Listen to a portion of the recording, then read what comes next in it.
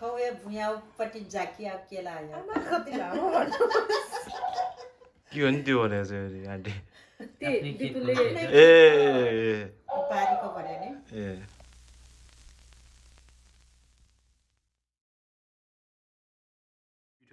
चामलकै पिठो पिनेर यो त मिलमा कुटेको यो नेपालबाट ल्याएको होला यहाँको वाला चामलको पिठो यस्तो हुँदैन क्या यो नेपालको के अरे वाला चाहिँ हाम्रै खेतको हो आफ्नै खेतको यो एकदम स्पेसल ओकेजनको लागि स्पेसल स्टफ चाको चाहिँ फेरि उसले बाबा जागरीबाट बनाउने जागरी तताएर बिस्तारै लोहितमा उमाले त्यसमा तिल एड गरेर दुधमा पकाएको खुवा भनेको कुरौनी यस खासमा चाहिँ नेपालमा दुध पकाएर बनाउने हो यसलाई चाहिँ बर्फी हालेर दुध बर्फी पकाएर दुलो पारेको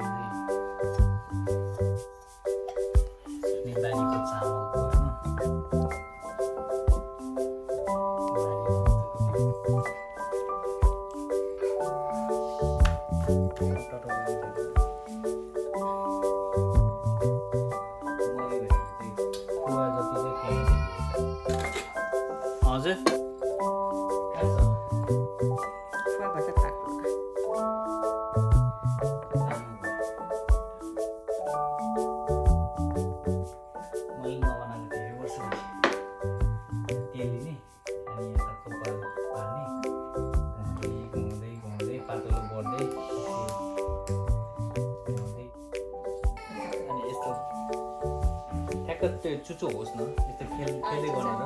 अनि फेरि मजाले सकेसम्म पातलो अनि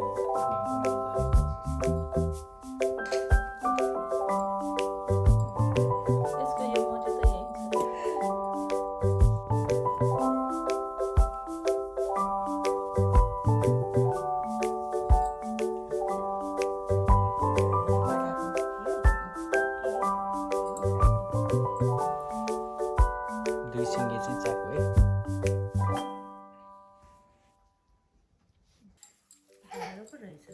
Kuwa.